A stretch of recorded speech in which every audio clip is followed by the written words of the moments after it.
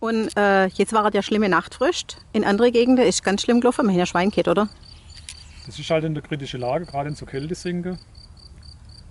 Da ist halt die kritische Temperatur unterschritten worden. Ja. Jetzt in der besseren Lage, die sind eigentlich nicht betroffen. Und empfindlich sind halt die ganz frischen Triebe. Ja. Die sind bei uns auch manchmal leicht erfroren, sind aber gerade in die 3 Blättler.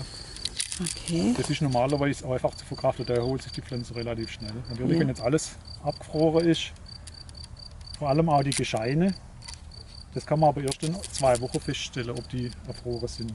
Wenn die auch erfroren sind, gibt es normalerweise keine Traube oder der Stock schafft es normal, dann so Geiztriebe zu bilden.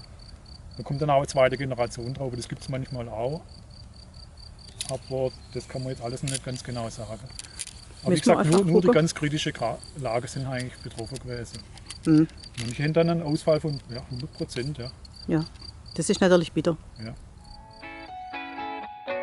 Hey Leute, hat's euch gefallen? Dann guckt doch öfter mal in meinen Kanal rein. Oder auf meine Homepage, da hat's ein ganz nettes Programm. Bei uns ist nämlich etwas Butter.